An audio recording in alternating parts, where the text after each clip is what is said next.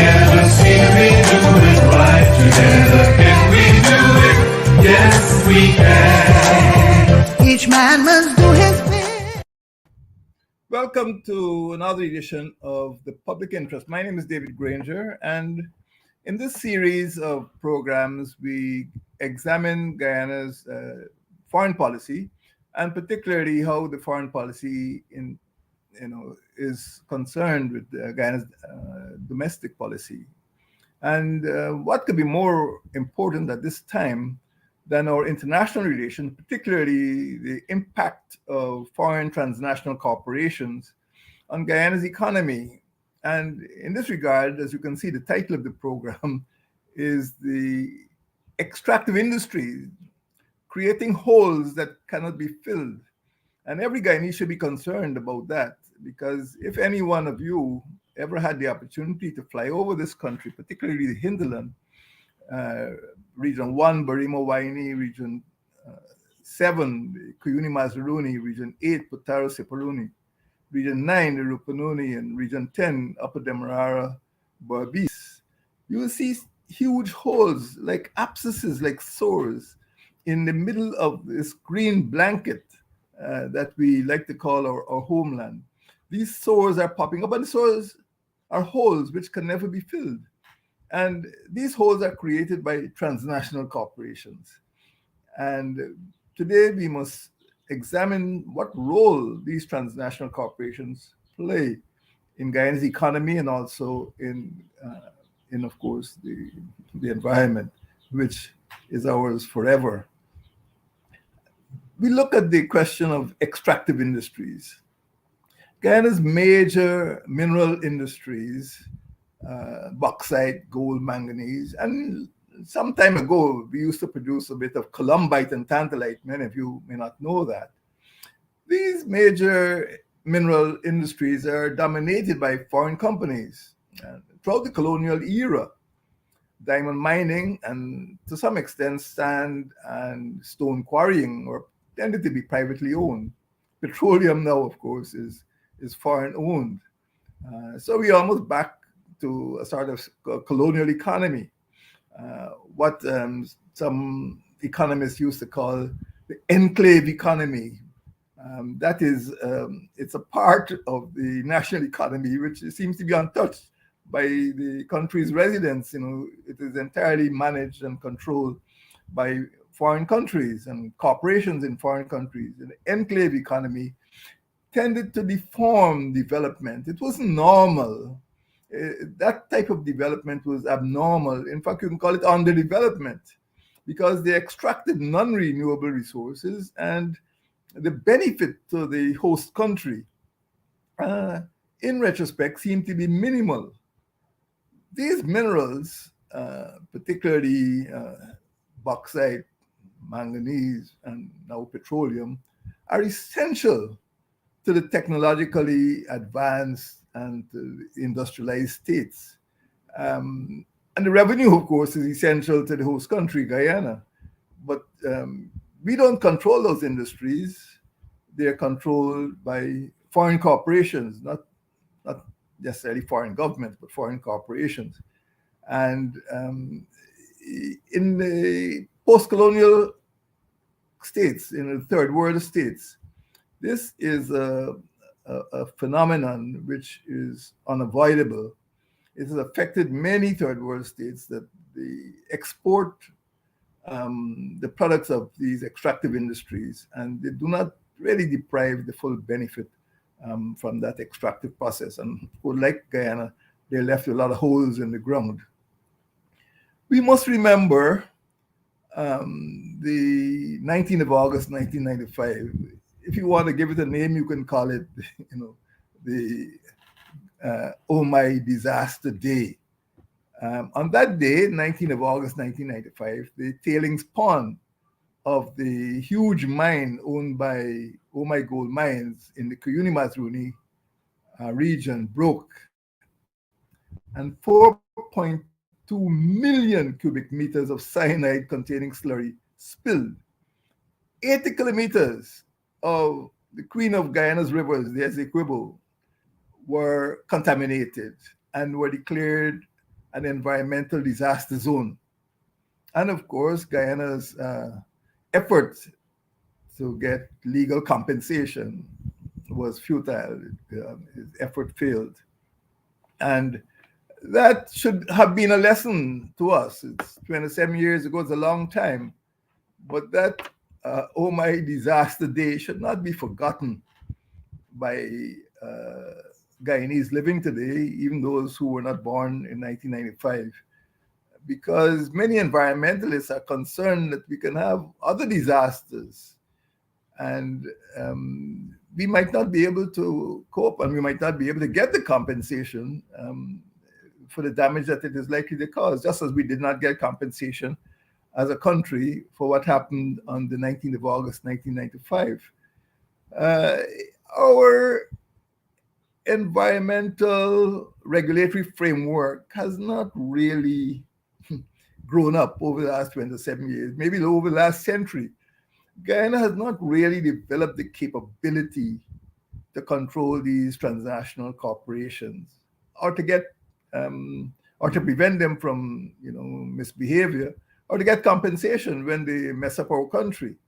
And it is something that every government, and certainly when I was in office, and the present government has to pay attention to. Having trained engineers, trained administrators, trained civil servants who can maintain control of these industries. I recall going to Matthews Ridge, which is now the site of a new Chinese corporation. In those days, I was in opposition. We were trying to get manganese started again, and every single engineer was a foreigner. Here was somebody from Sri Lanka, somebody from Suriname, somebody from Trinidad, somebody from Canada, somebody from Ghana, but no Guyanese engineers.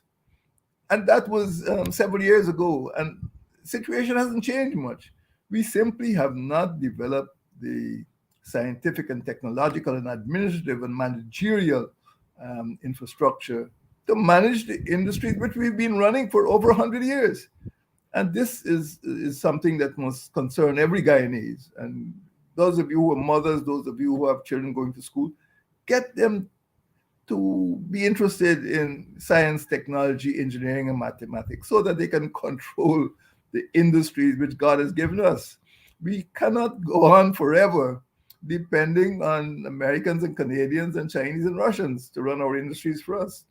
It is time we grow up as a nation and train up our own citizens to manage our own industries. Bauxite, for example, is very important to us. Everyone knows about bauxite in Guyana. We have been exporting bauxite for 100 years. In fact, 5 years ago, when I was in office, I actually unveiled a monument marking the centenary of bauxite production at Linden. And we still have a lot of bauxite in the ground. It is estimated that we have about 350 million tons. So it'll take a long time to exhaust our bauxite resources. But up to the time bauxite was nationalized, the industry was in the hands of foreigners. It was in the hands of Canadian and American transnational corporations. Under them, we did become the world's third largest producer in the period between the First and Second World War. And during the Second World War, we became the second largest exporter of bauxite, accounting for 17% of the world's output of bauxite during World War II. As you know,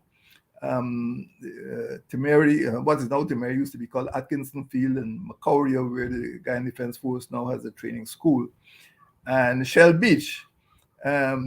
These were Macquarie and Shell Beach were used as emergency landing spots or maritime or seaplanes to escort bauxite convoys from Mackenzie to Chaguaramas in Trinidad for fear of German submarines.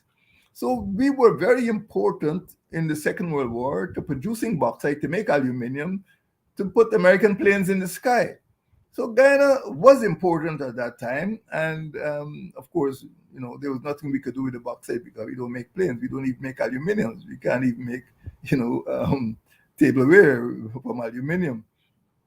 And what has happened, surprisingly, is that over the years, over the last 60 years, something which, many of us, 60 years could not imagine, the Canadian and American bauxite companies pivoted. And now the bauxite industry is owned by Chinese and Russians. It seems that the Cold War has produced a result which is opposite to what was intended by the West. The bauxite industry, which served Canada and America during the war, is now serving China and Russia.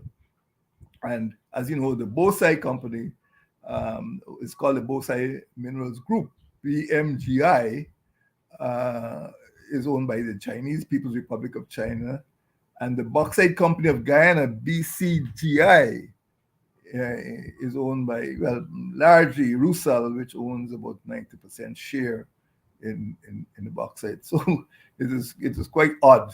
It turned the Cold War into a victory for the PRC and Russia.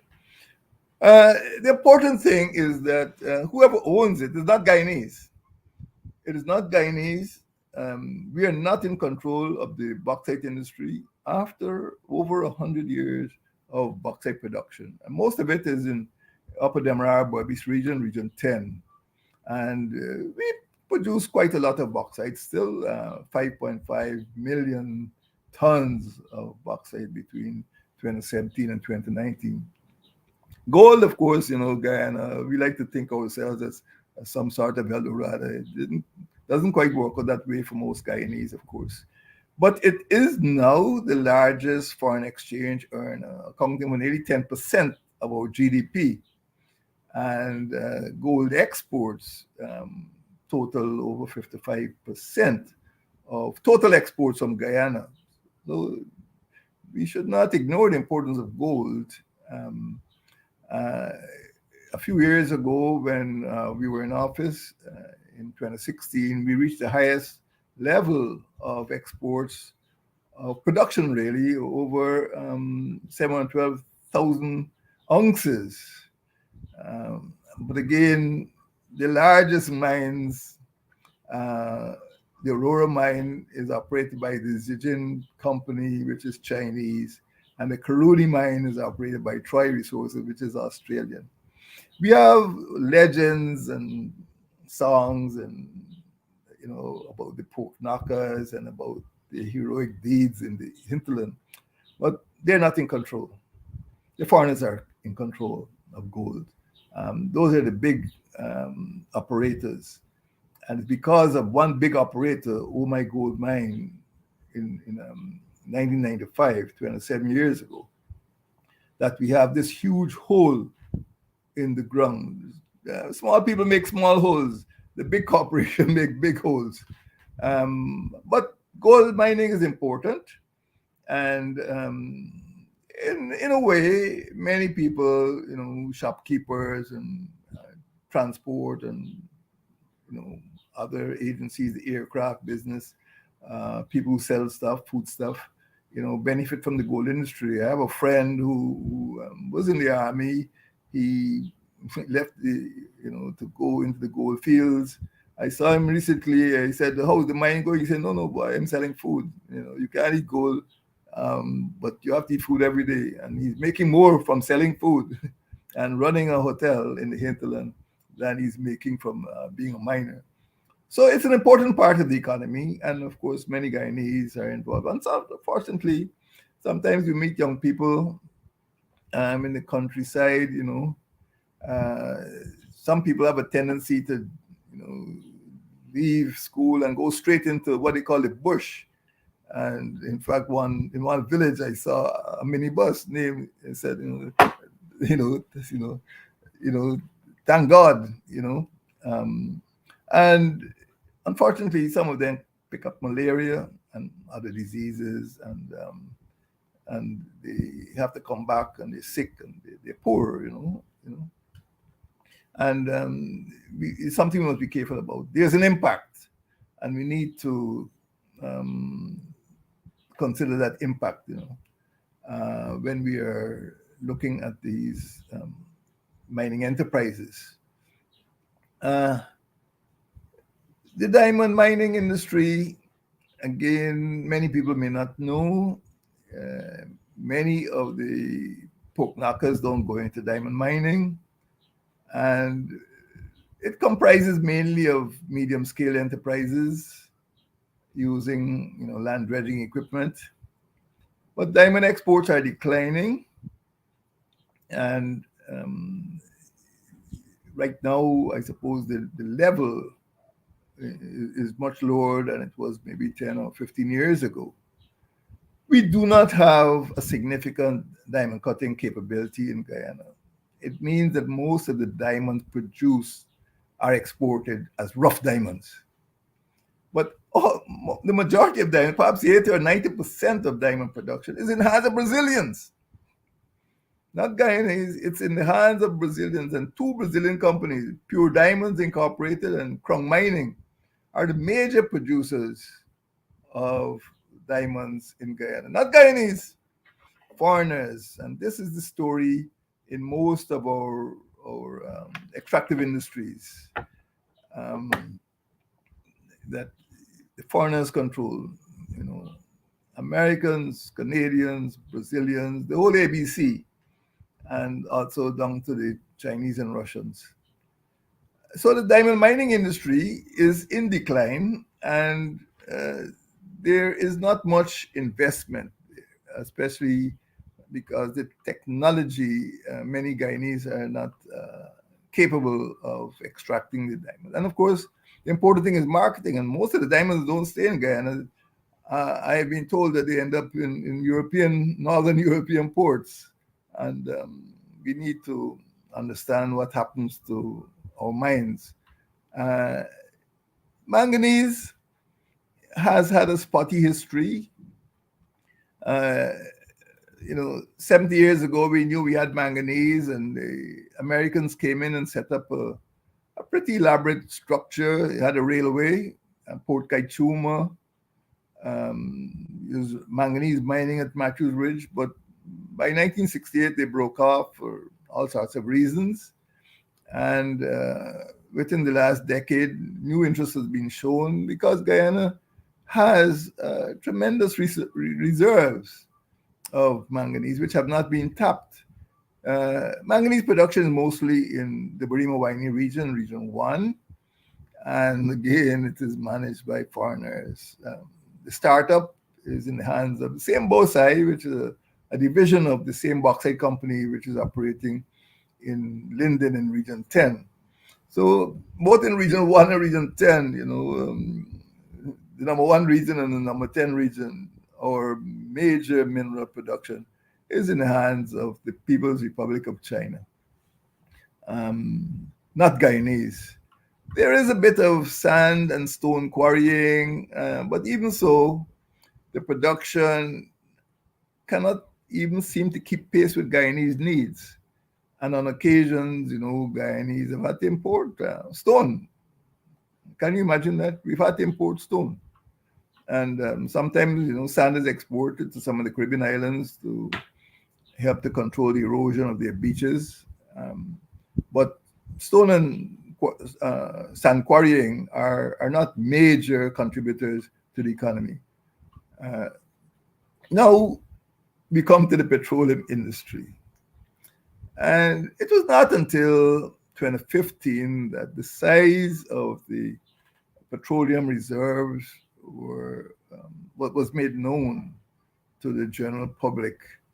And again, it is not the industry, such as it is not controlled by Guyanese.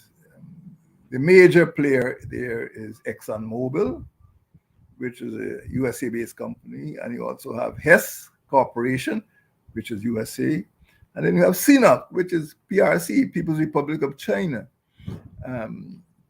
We do have, impressive reserves of about 10 billion barrels, and as of last month, May 2020, Guyana was reported to be producing 120,000 barrels per day, BPD, which is, we're still in the early days, and things will probably get better, but then, of course, we need to learn to manage that important industry. As Guyanese, we must look at the environment and we must ask ourselves the question, do these extractive industries have an impact on our environment? And the answer is yes. Mining harms the environment. It's like an omelette, you speak to a geologist and he will tell you plainly, maybe cynically, candidly, you say, if you want an omelette, you have to break the shell, the eggshell. And if you want to get the riches from manganese and gold and diamonds, we need to break the earth, and they will be damaged. Mining, of course, is non-renewable. You don't, gold doesn't grow back. Oil doesn't grow back. Diamonds don't grow back. You mine it, it's forever. The damage, of course, doesn't have to be forever. Some of the damage could be corrected. The extractive industries are disfiguring the landscape. The deforestation disfigures our beautiful green land of Guyana. Our highlands have been degenerated into wastelands.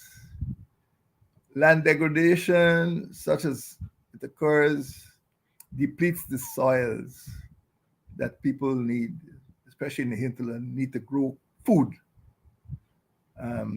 The mining sector accounts for nearly 90% of deforestation countrywide.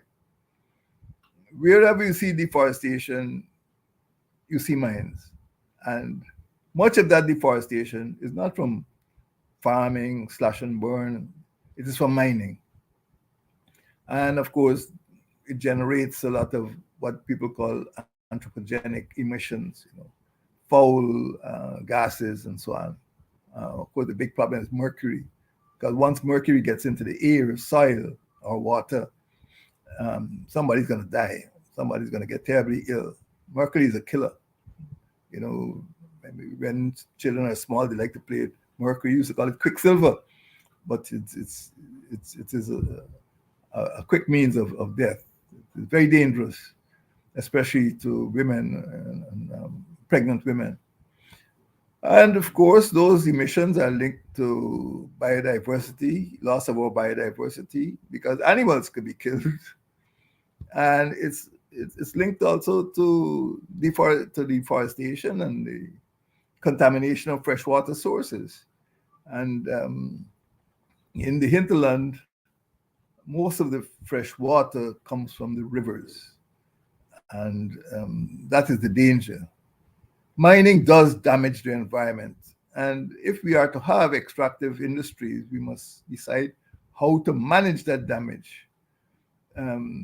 Eroding riverbanks, which cannot be reclaimed, widening river channels, and weakening riverbanks also, resulting in the toppling of trees into the river course, blocking and changing of main river channels. All these things occur. I remember when I was campaigning, even the Mazruni River, the great Mazruni River, one of the rivers of which we are proud.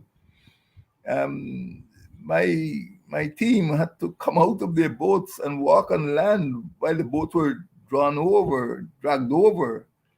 The sand and the trees which were blocking the river as a result of mining. So there is damage, and our great rivers are affected by deforestation and by the overburden being thrown into the water.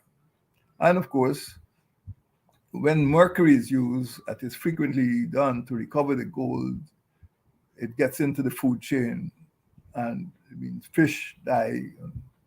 Young mothers, women, well, not young mothers, mothers could be made ill from consuming fish or drinking water, which is contaminated. And when you go to some of the hinterland communities, and 5 or 6 o'clock in the afternoon, people come down to the riverside. Everybody is drinking and washing and bathing, in the water. But up the upriver, you got some horrible things going on.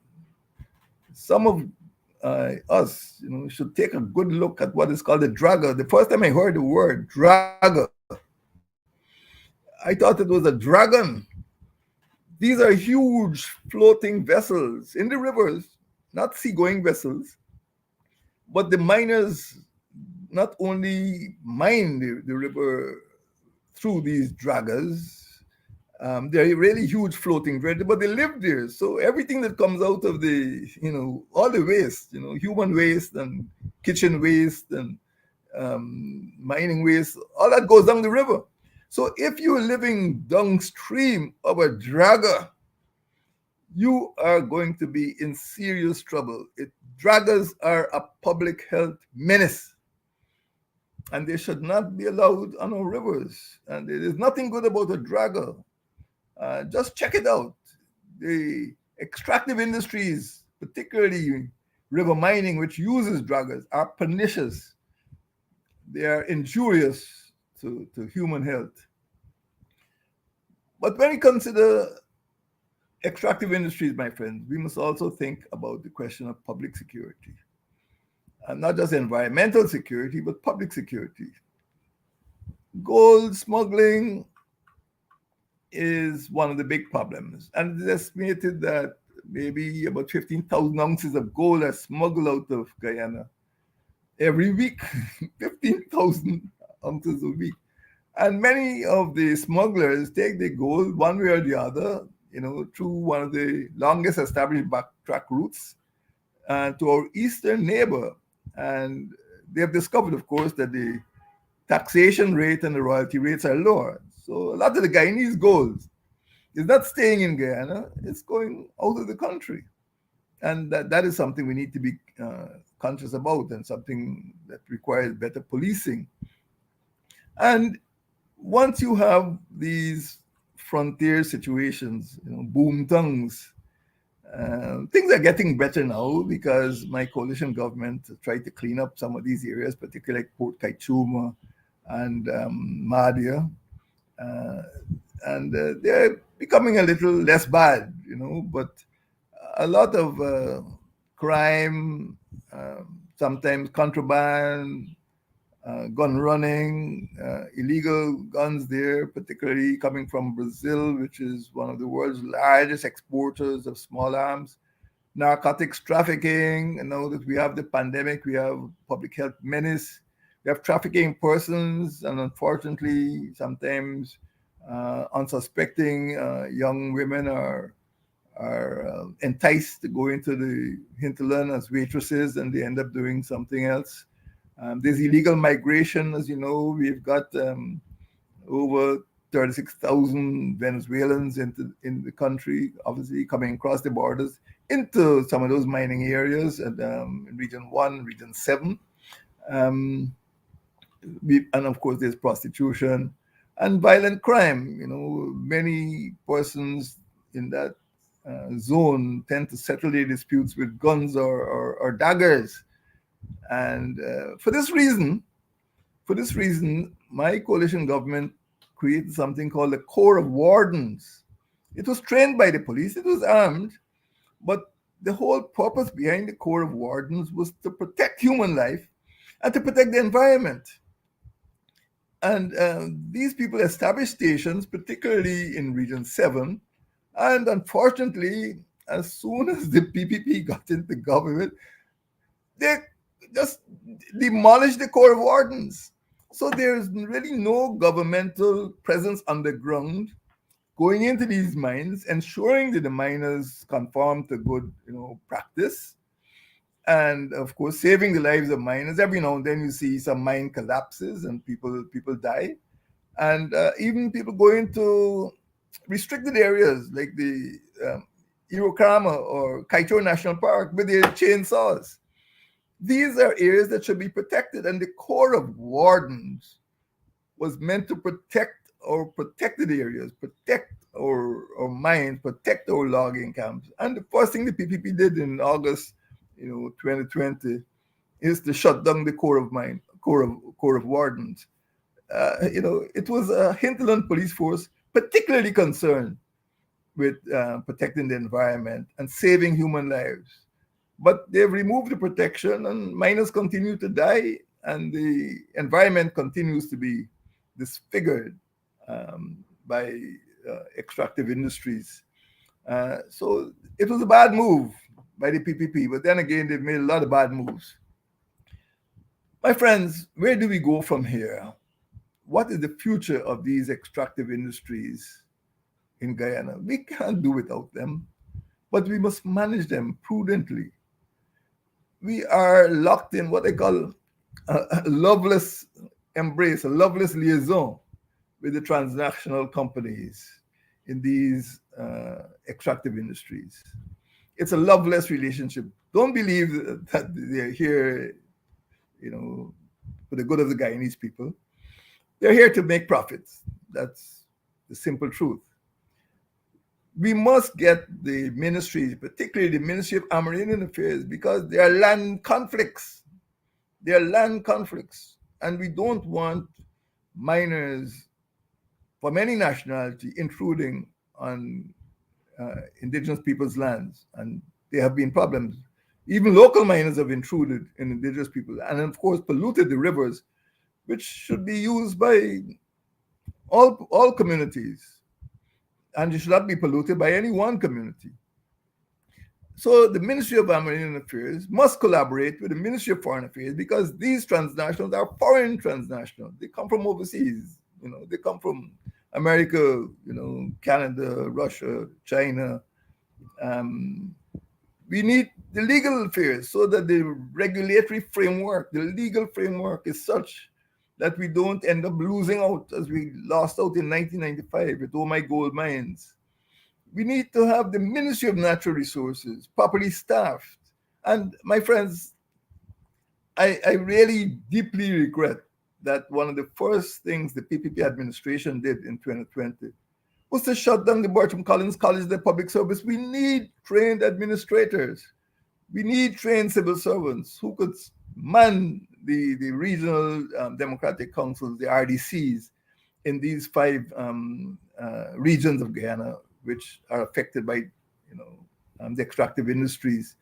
These ministries, Amerindian Affairs, Foreign Affairs, Home Affairs, Legal Affairs, and Natural Resources, have to collaborate to protect the indigenous people's land rights, to promote low deforestation, to promote also forest rehabilitation and reforestation, particularly in the mining districts, and align the extractive industries with the protection of the environment, with the preservation of our biodiversity, and with the promotion of renewable energy generation. You would be surprised to know that one of the biggest mining companies, which is now defunct, the British Guiana Consolidated Goldfield, actually created the first hydropower scheme, electrical hydropower scheme in Region 7. It was so important to mining that they created we have not been able to do that for ourselves. And we need to turn again to the possibility of renewable resources. We don't always have to get a massive dam. We could have smaller projects like the Tumachumari project.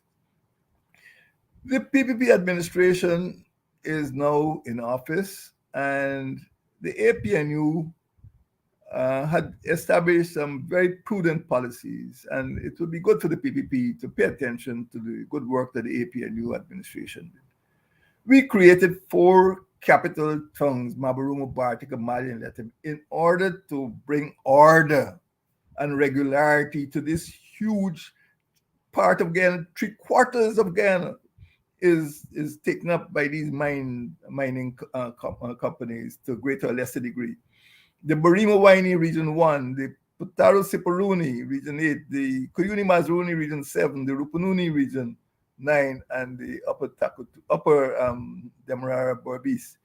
These 5 regions, we have 10 regions, and 5 of them are major zones of extractive industries. And we created those tongues so that the tongue council, we created or reintroduced local government elections after the PPP refused to have local government elections for over 20 years. Within the first year of being in office in 2016, we had local government elections. We had local government elections again in 2018, although the APNU did not do so well as was expected. We followed the constitution and we did what was expected.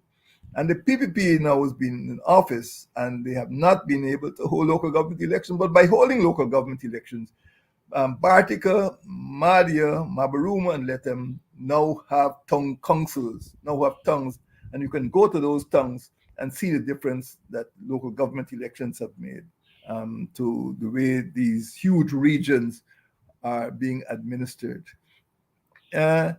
Most mining occurs in those hinterland regions, regions 1, 7, 8, 9, and 10. And we also created police divisions. Instead of having one so-called F division, the interior division, every region is now a police division. So every regional chairman, every RDC could relate to a police divisional commander who has responsibility for security. That is something that the APNU-AFC coalition introduced. We have encouraged, because we cannot dictate, we have also encouraged the judiciary and the magistracy to have more magistrates courts. In the past, sometimes people had to leave, let them to come to Georgetown to attend magistrates courts. It is crazy. Or leave Matthews Ridge, Now we're aiming at regionalization. And this is the idea that the APNU-AFC coalition had. So it is not only about, administration and governance. It's also about keeping an eye on the extractive industries and making sure that these industries do not damage the environment or do not affect the lives of our people. APNUFC put these policies into operation, into force. And we should ask, that it doesn't make any sense. We should ask, why is the present administration ignoring the correct policies which APNU-AFC introduced? Our policies should be pursued if we are to safeguard our patrimony for posterity, our children and grandchildren. We must not bequeath to future generations holes in the ground, holes which can never be filled.